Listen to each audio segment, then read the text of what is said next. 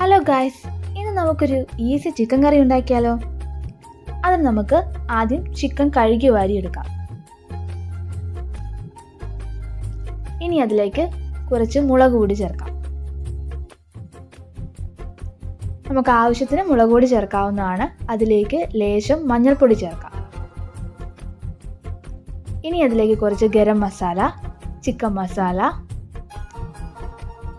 പിന്നെ ആവശ്യത്തിന് ഉപ്പ്, ഇതെല്ലാം ചേർത്ത് നന്നായി മിക്സ് ചെയ്യാം. നമുക്ക്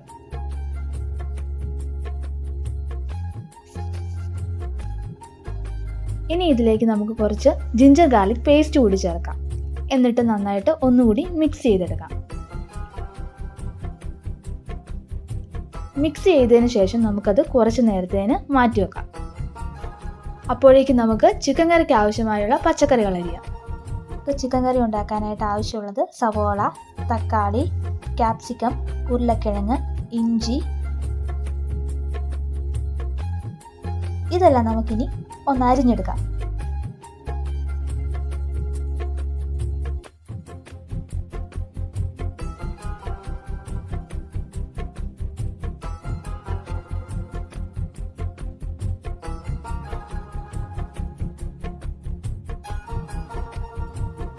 ആദ്യം നമുക്ക് എണ്ണ ചൂടാക്കാം. എണ്ണ ചൂടായി കഴിയുമ്പോൾ അതിലേക്ക് കുറച്ച് കടുകിടാം.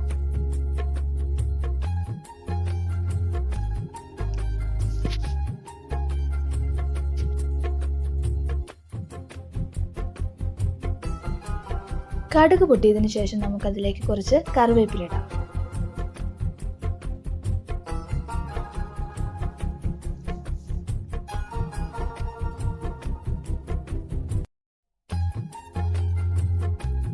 അതിനുശേഷം നമുക്കിതിലേക്ക് നമ്മൾ അരിഞ്ഞു വെച്ച സവോള ചേർക്കാം.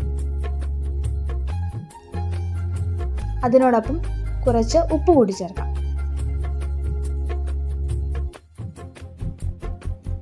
ഇനി നമുക്ക് ഇത് നന്നായിട്ട് ഇളക്കാം. ഇളക്കി സവോള ഒരു ഗോൾഡൻ കളർ ആകുന്നത് വരെ നമുക്കിത് ചൂടാക്കാം.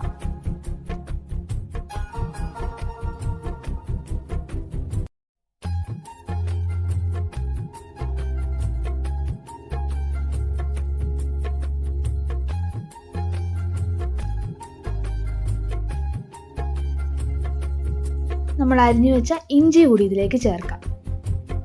ഇഞ്ചി, വെളുത്തുള്ളി, മുളകും ഒക്കെ ചേർക്കാവുന്നതാണ്.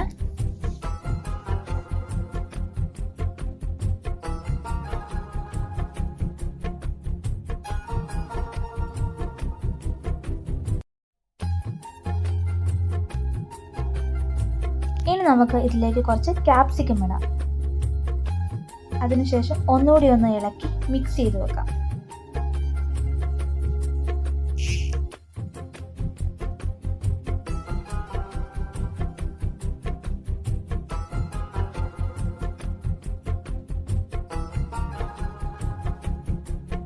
ഇനി നമുക്കിതിലേക്ക് മഞ്ഞൾപ്പൊടി, മുളക് പൊടി, ചിക്കൻ പൊടി, ഗരം മസാല ഇതെല്ലാം ഇട്ടൊന്ന് മിക്സ് ചെയ്തെടുക്കാം.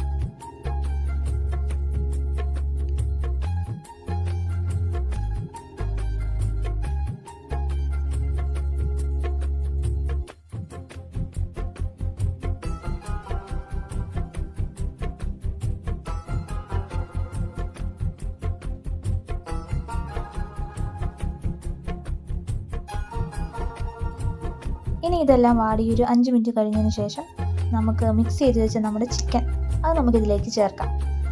അതിനുശേഷം ഒന്നും കൂടി ഒന്ന് ഇളക്കിയതിന് ശേഷം ആവശ്യത്തിന് വെള്ളം ചേർത്ത് നമുക്കത് തിളപ്പിക്കാം.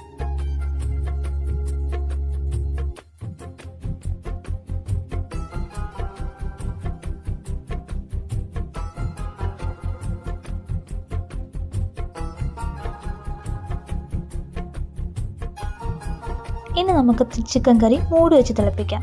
അതിനുശേഷം അതിലേക്ക് നമ്മൾ അരിഞ്ഞു വെച്ചിരുന്ന തക്കാളി, ഉരുളക്കിഴങ്ങ് ഇതെല്ലാം ഇട്ട് ഒന്നുകൂടി ഒന്ന് വേവിച്ചെടുക്കാം.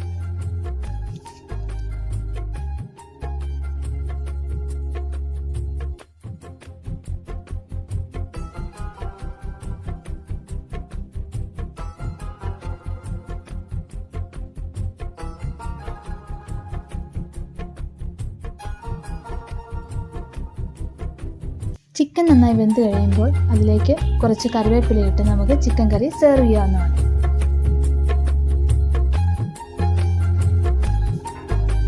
ചിക്കൻ കറി റെഡിയായിരിക്കുകയാണ്. അപ്പോൾ എല്ലാവരും ഒന്ന് ട്രൈ ചെയ്ത് നോക്കുക.